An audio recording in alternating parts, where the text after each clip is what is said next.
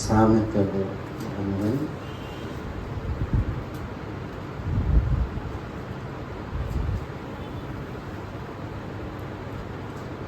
14వ అధ్యాయం.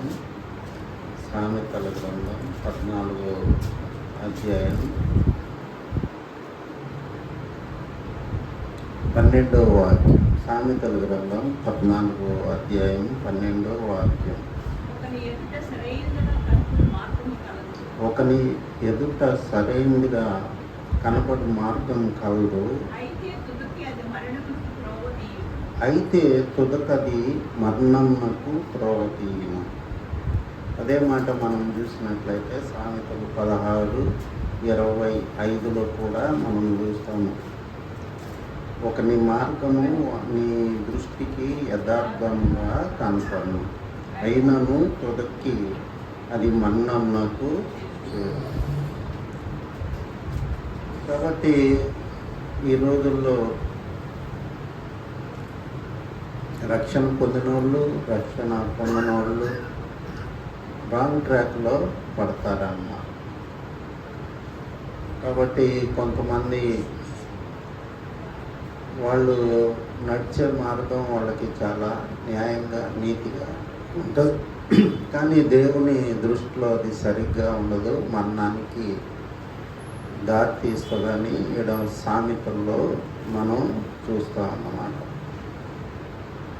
ఎందుకు ఇట్లా జరుగుతుందంటే, ఎప్పుడు కూడా మనం మన క్రియల్ని మనం జస్టిఫై చేసుకుంటూ ఉంటాం. వాళ్ళు తప్పు చేసినా ఫలానా పాస్టర్ గారు చేశాడులే, లేకపోతే బైబిల్లో దావీదు చేశాడు, లేకపోతే ఇంకొకరిని మనం ఉదాహరణగా తీసుకొని రాంగ్ ట్రాక్లో వెళ్తూ ఉంటాం అన్నమాట.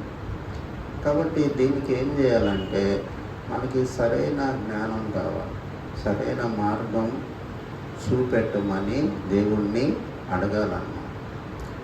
మనం జీవితంలో అనేక ముఖ్యమైన డెసిషన్స్ తీసుకుంటాం అన్నమాట. ఒక్కొక్క డెసిషన్ మనల్ని, జీవితాన్ని పతనం చేస్తుంది.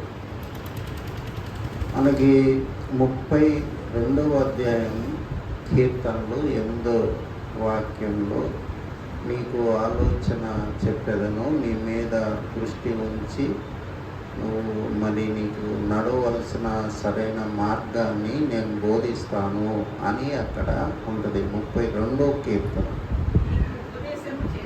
నీకు ఉపదేశం చేసేదను, నీవు నడవలసిన మార్గము నీకు బోధించదను, నీ మీద దృష్టి ఉంచి నీకు ఆలోచన చెప్పేది. కాబట్టి జీవితంలో ముఖ్యంగా మనం చాలా దేవుణ్ణి అడిగి ప్రతి విషయంలో మనం ముందుకెళ్ళాల్సిన అవసరం ఉంది. మరి ముఖ్యంగా రక్షణ పొందిన వాళ్ళు ప్రతి విషయాన్ని దేవుడి దగ్గర అడగాలి. బ్రదర్ భక్సింగ్ గారి గురించి మనకి తెలిసే ఉంటుంది. ఆయన పెద్దాన్ని దేవుణ్ణి అడిగేవాడంట. ఓసారి క్రాఫ్ట్ చేసుకోవటానికి కూడా దేవుణ్ణి అడిగేవాడంట, దేవా వెళ్ళమంటావా లేదా. దేవుడు వద్దని చెప్పేవాడంట. అది పెరిగిపోతూ ఉండేదంట. ఒకసారి దేవుడు వెళ్ళమన్నాడంట. వెళ్ళమంటే అది బహుశా యుఎస్ అనుకుంటా. మరి అక్కడ ఒక బార్బరు ఒక్కడే ఒంటరిగా ఉన్నాడంట.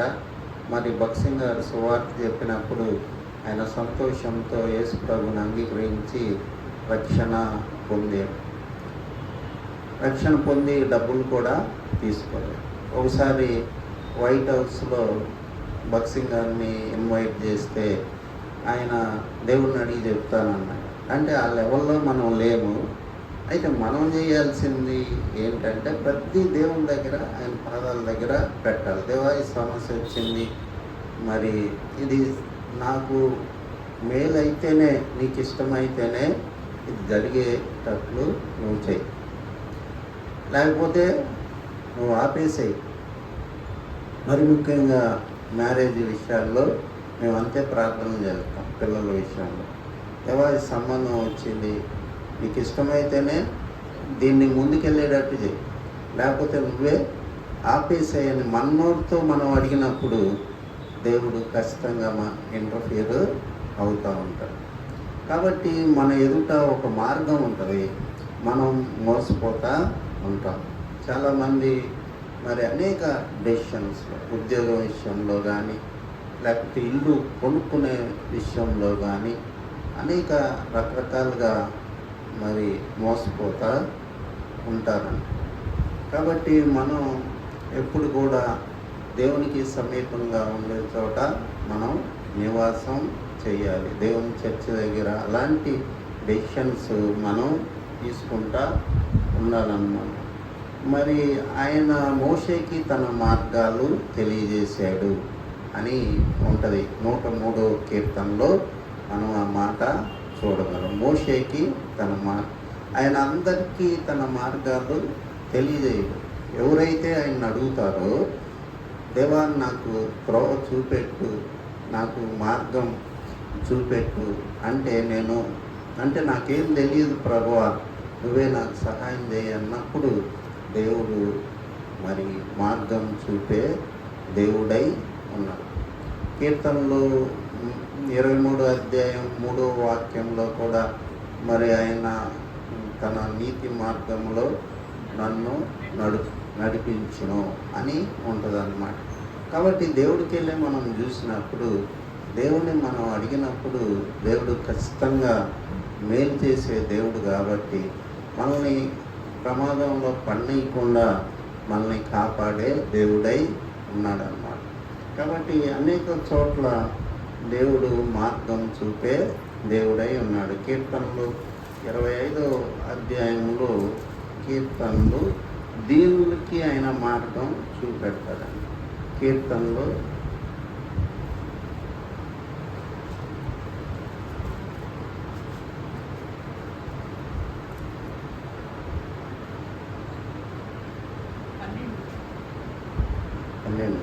తొమ్మిది న్యాయ విధులను బట్టి ఆయన దీనులను నడిపించు. న్యాయ విధులను బట్టి ఆయన దీనులను నడిపించు. తర్వాత ఇందులో కూడా యెహోవా ఉత్తముడు, యథార్థవంతుడై ఉన్నాడు, కావున తన మార్గమును గూర్చి ఆయన పాపులకి ఉపదేశించు. తర్వాత 12వ వాక్యములో యెహోవా యందు భయభక్తులు గలవాడెవడో వాడు కోరుకున్న మార్గమును ఆయన వానికి బోధించు. కాబట్టి మన జీవితాల్లో మరి దేవుడు చూపెట్టే మార్గాలు చాలా సేఫ్గా ఉంటాయి అన్నమాట. లేకపోతే చాలా ఇబ్బందుల్లో పడుతూ ఉంటాం, టెన్షన్ పడుతూ ఉంటాం ప్రతిదానికి. కాబట్టి ఒక్క నెహెమ్యా ప్రార్థన చేస్తా, ఆయనకి మరి యెరూషలేము గోడలు కాలిపోయినాయని చాలా బాధేసి దుఃఖంతో ఏడ్చి రాజుని అడిగే ముందు, ఎందుకంటే రాజు నో అంటే ఈయన ఏం చేయలేదు, రాజు సహాయం ఆయనకి కావాలి. ఆయన ఏం చేస్తాడంటే రాజుని అడిగే ముందు దేవుడికి ప్రార్థన చేసినట్లు ఒక్క క్షణం గంటల ఏం ప్రార్థన చేయలే ఆయన.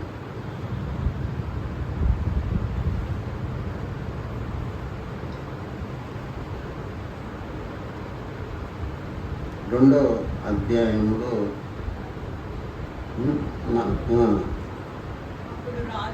అప్పుడు రాజు 2వ అధ్యాయము 4వ వాక్యము, అప్పుడు రాజు ఏమి కావాల్సి నీవు మనవి చేయుచున్నావని నన్ను అడగ, నేను ఆకాశమందలి దేవునికి ప్రార్థన చేసి రాజుతో, నీ సముఖమందు నేను దయ పొందిన ఎడల నా పితరుల సమాధులను పట్టణం తిరిగి కట్టినట్లుగా నన్ను యూదా దేశంలో పంపుడని వేడుకొంచున్నానని నేను మనవి చేశాను. కాబట్టి రాజుకి నెహెమ్యాకి ఉన్న ర్యాపోర్ట్ను బట్టి పర్వాలేదు రాజు నా మాట వింటాడు అని ఓవర్ కాన్ఫిడెన్స్తో నెహెమ్యా వెళ్ళ. ఎందుకంటే ఆయన చేయబోయే పని చాలా గొప్ప పని, చాలా మరి అపవాదికి మరి చాలా ఇరకాటంలో ఉండే పని అది. కాబట్టి ఆయన దేవుణ్ణి సహాయం అడిగాడు. మిక్కిలి భయపడి అని ఉంటుంది, భయపడి దేవుణ్ణి అడిగాడు. కాబట్టి ప్రతి క్రూషియల్ డెసిషన్లో మనం దేవుని సహాయాన్ని మనం అర్థించినప్పుడు ఆయన ఖచ్చితంగా ఆయన సహాయం చేసే దేవుడు అన్నమాట. ఆయన మరి ఆయన చిత్తానుసారంగా మనం ఏది అడిగినా ఆయన చే దేవుడు. కాబట్టి ఇర్మియా గ్రంథంలో కూడా 6వ అధ్యాయం 16వ వాక్యంలో మార్గాల్ని పరిశీలించండి అని అక్కడ మనం చూస్తాం. ఇర్మియా గ్రంథం 6వ అధ్యాయం 16వ వాక్యం. యెహోవా ఇలాగ సెలవిచ్చున్నాడు, మార్గములో నిల్చుడి, పురాతన మార్గముల గూర్చి విచారించుడి, మేలు కలుగు మార్గమేది అని అడిగి అందులో నడుచుకోండి, అప్పుడు మీకు నెమ్మది కలుగు. కాబట్టి బైబిల్లో మనం అనేక రాజుల గ్రంథం, దినవృత్తాంతాల్లో ఆ రాజులు ఎలాగో నడుచుకున్నారు, ఎలాగో విగ్రహారాధన చేశారు, పురాతన మార్గాలంటే అయ్యాను. మరి అవన్నీ కూడా మనం పరిశీలన చేసి మేలు కలుగు మార్గం ఏదో మనకి విచారించి చూసుకోవాలి అని చెప్తున్నాను. అప్పుడు మీకు నెమ్మది కలుగు. కాబట్టి హ్యాస్టీ డెసిషన్స్. సాతాను ఏంటంటే, ఇప్పుడు యూదా ఇస్కరియోతు యూదా ఉన్నాడు, గబగబా 30 వెండి నాణాలు తెచ్చుకున్నాడు. పక్కన వాళ్ళతో చెప్పలేదు, ఎవరితో చెప్పలేదు, కానీ పక్కన ఇంకో శిష్యుడితో చెప్పినా కానీ ఊరుకోరా ఇదేం పని అని అనేవాడు.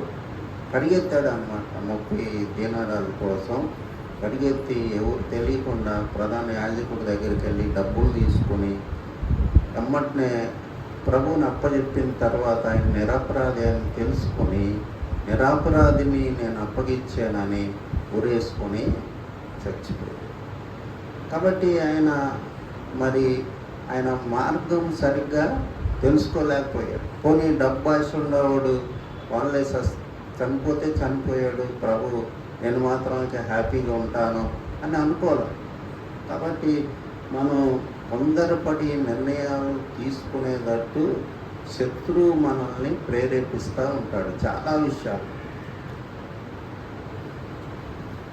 అందువల్ల మనం విచారించి తెలుసుకోవాలి అని ఉంటుంది. అదేవిధంగా ఇర్మియా గ్రంథం 7వ అధ్యాయం 3వ వాక్యంలో సైన్యములకు అధిపతియగు ఇశ్రాయేలు యొక్క దేవుడునగు యెహోవా ఇలా సెలవిచ్చున్నాడు, నేను ఈ స్థలమున మిమ్ముని నివసింపజేయనట్లు మీ మార్గములను మీ క్రియలను దిద్దుకోండి.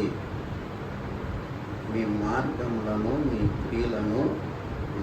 ఇర్మియా గ్రంథం అంతా కూడా దేవుడు ఏం చెప్తాడంటే, మీరు విగ్రహాన్ని ప్రార్థన చేస్తున్నారు, నేను ఉదయాన్నే ప్రవక్తల్ని పంపుతున్నాను, అనేక మంది నా సేవకుల్ని పంపుతున్నాను. ఏ మార్గం దేవుని దృష్టిలో మార్గాలంటే ఏం మార్గాలు? విగ్రహారాధన వాళ్ళు చేస్తున్నారు. కాబట్టి ఇశ్రాయేల్ అందరూ కూడా మరి ఇర్మియాకి అషేరా దేవి అని ఆమెని పూజించినట్లు మొక్కినట్లు మనం చూస్తాం ఇర్మియా గ్రంథంలో. ఇర్మియా గ్రంథం 45వ అధ్యాయంలో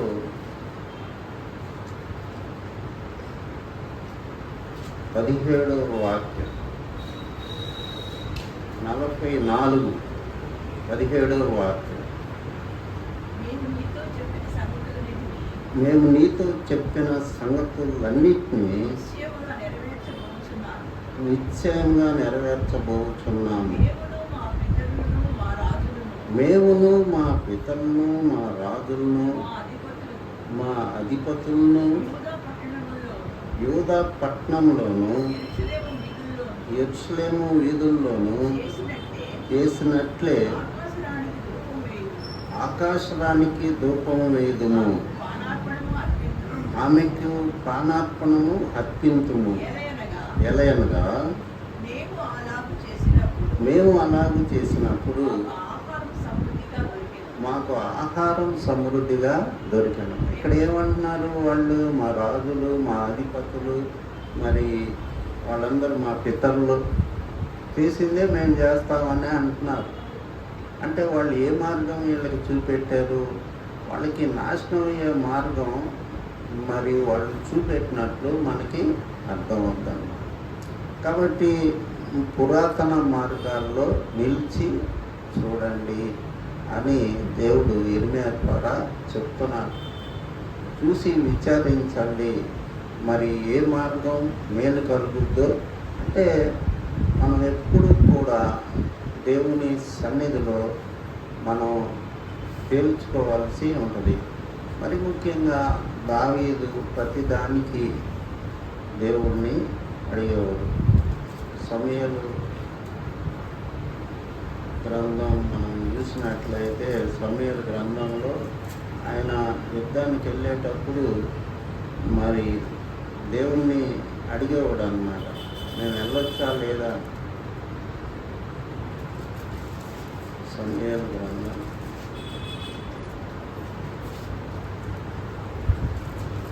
కాబట్టి ఆయన మరి ఫిలిష్తీయులకి వ్యతిరేకంగా యుద్ధం చేసేటప్పుడు ఆయన అడిగేవాడు, నేను యుద్ధానికి వెళ్ళొచ్చా లేదా అని అడిగేవాడు.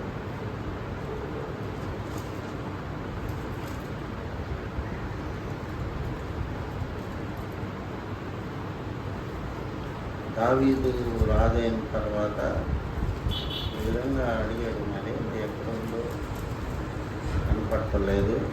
దావీదు ప్రతిదీ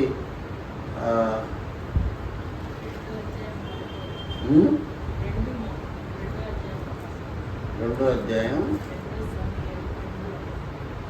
2 సమయాలు 2 ప్రతిదీ దేవుణ్ణి అడిగేవాడు అన్నమాట. అందుకనే దావీదు ఆ హృదయానుసారుడైన వ్యక్తి అన్నాడు. 2:1 5:23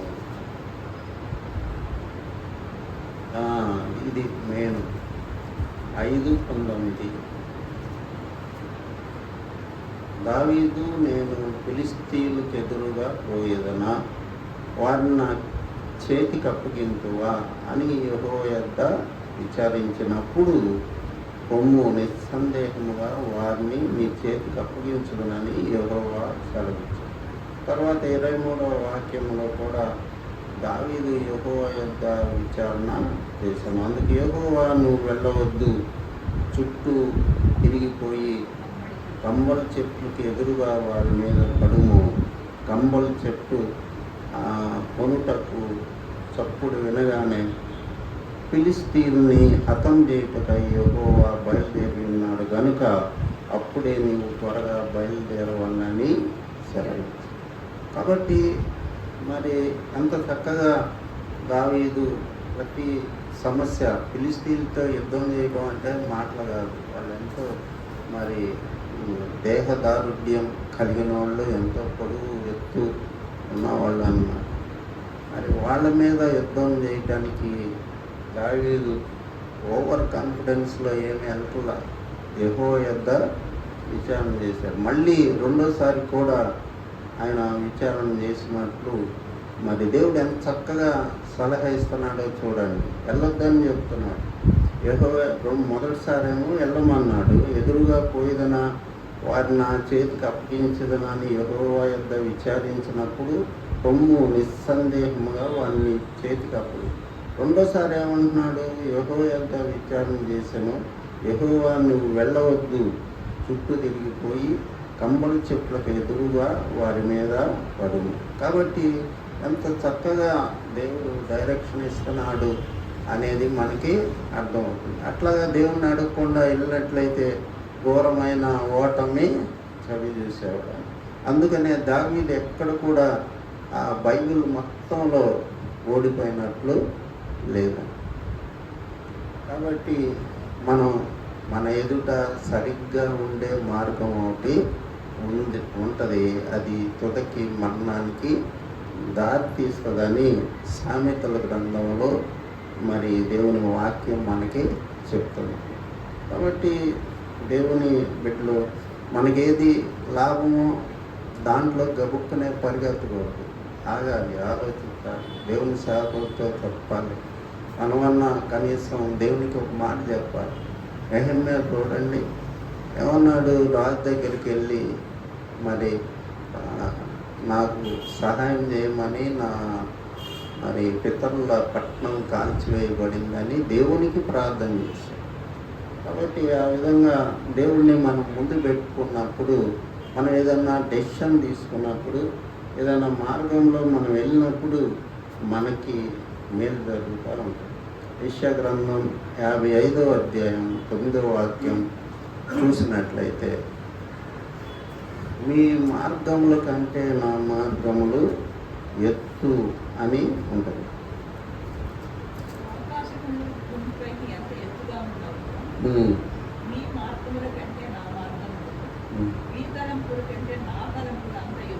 అంత ఎత్తుగా మనిషి తలంపులు ఎప్పుడు కూడా ఎక్కడ ఉంటాయి? భూమి మీదే ఉంటాయి. కానీ దేవుని తలంపులు పరలోక సంబంధమైన తలంపులు అన్నమాట. దేవుడు భూమి మీదకి ఎందుకు వచ్చాడు?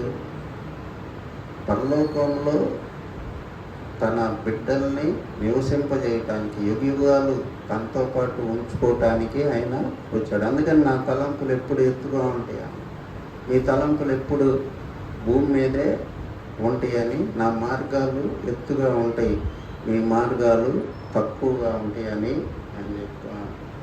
తర్వాత మనం 56 యెషయా 11వ వాక్యంలో ఆయన కాపర్ల గురించి ఒక మాట చెప్తాడు.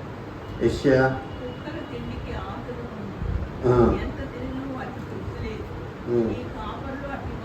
ఈ కాపర్లు అట్టివారే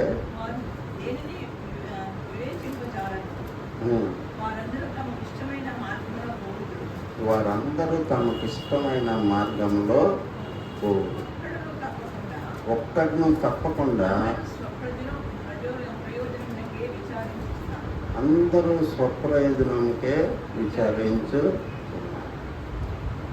కాబట్టి ఇక్కడ కాపర్ల గురించి దేవుడు మరి ఎంతో బాధగా మాట్లాడుతున్నాడు. కుక్కలు తిండికి ఆశపడను, ఎంత తిన్నను వాటికి తృప్తి లేదు. ఈ కాపర్లు అట్టివారే, వారు దేవుని వివేచింపగలరు. వారందరూ తమకు ఇష్టమైన మార్గము ఒకడు తప్పకుండా అందరూ స్వప్రయోజనమే విచారించుకుంటారు. కాబట్టి మనం ఇదేదో మరి సత్యదూరం అయిందిగా కనపడదు.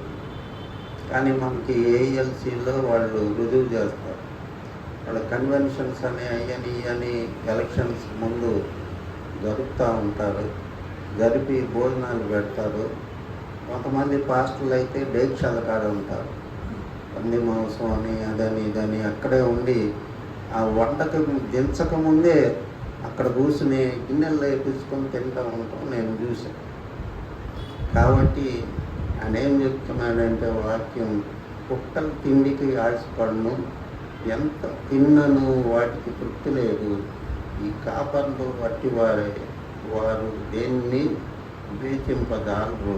వారందరూ తమకిష్టమైన మార్గమున పోదురు. ఒక్కడు తప్పకుండా అందరూ స్వప్రయోజనమే ఇచ్చారు. కాబట్టి ఈ యొక్క దేవుని సేవకులకి ఉన్న బలహీనత ఏంటంటే తిండిపోతాను. తిండిపోతాను అనేది భయంకరమైన పాపమని ఆయన మరి బిల్లీ గ్రామ్ గారు మనుషుల్ని చిక్కుపెట్టు 7 పాపాలని దాంట్లో రాశారు. ఒకళ్ళు అడిగారు, నాతో హిందువులు తిండిపోతాను కూడా పాపమా వెస్లీ గారు అంటే పుస్తకం ఇచ్చి చదువుకోమని చెప్పాను. చదువుకున్న తర్వాత చాలా బాగా రాశారు అని చెప్పారు. మనకి హెస్కేల్ గ్రంథం 34వ అధ్యాయంలో కూడా 2వ వాక్యంలో, నరపుతుడా ఇశ్రాయేలీల కాపర్ను గూర్చి మాట ప్రవచించుము. ఈ కాపర్లతో ఇట్లా ప్రభువు యెహోవా సెలవిచ్చిందేమనగా, తమ కడుపు నింపుకొను ఇశ్రాయేలీల కాపర్లకు శ్రమ. కాబట్టి అనేక చోట్ల మరి కడుపు నింపుకొని వాళ్ళ కడుపే వాళ్ళ దేవుడని ఫిలిప్పీన్లో కూడా రాసినట్లు నాకు గుర్తు. ఫిలిప్పీన్కు రాసిన పత్రికలో కూడా మరి కాపర్లు రక్షణ లేని వాళ్ళకి సువార్త చెప్పి వాళ్ళని ప్రభు దగ్గరికి తీసుకురావాలి, కానీ వాళ్ళు మరి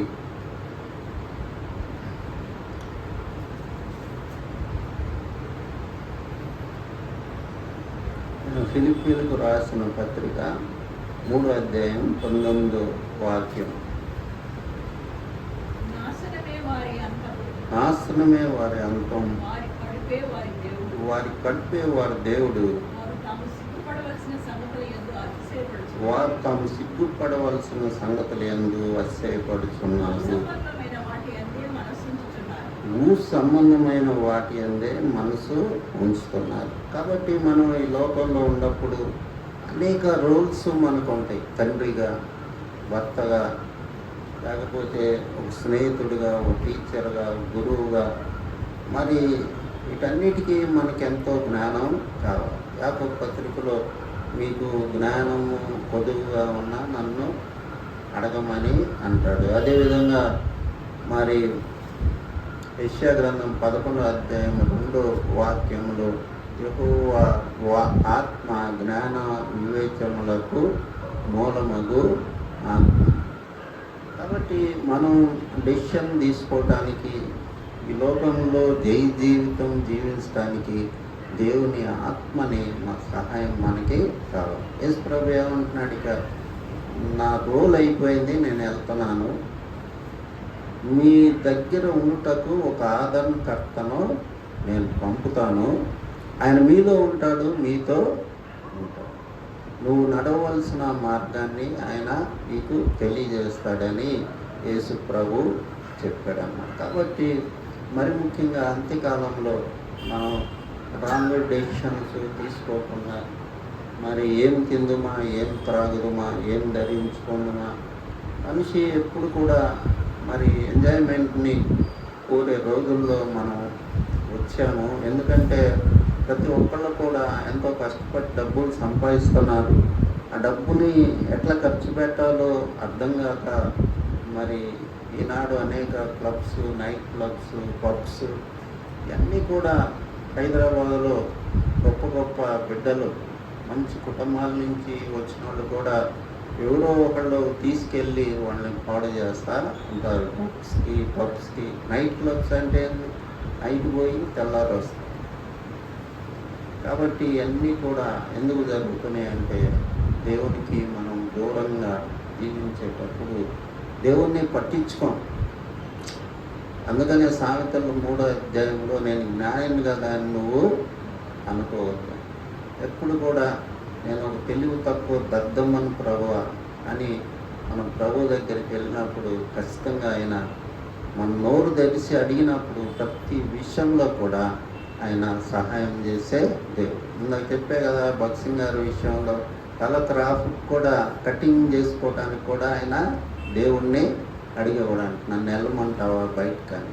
కాబట్టి మరి అలాంటి దేవుని మీద ప్రతి విషయంలో ఆధారపడే వాళ్ళని దేవుడు ఇష్టపడు. ప్రార్థన చేసి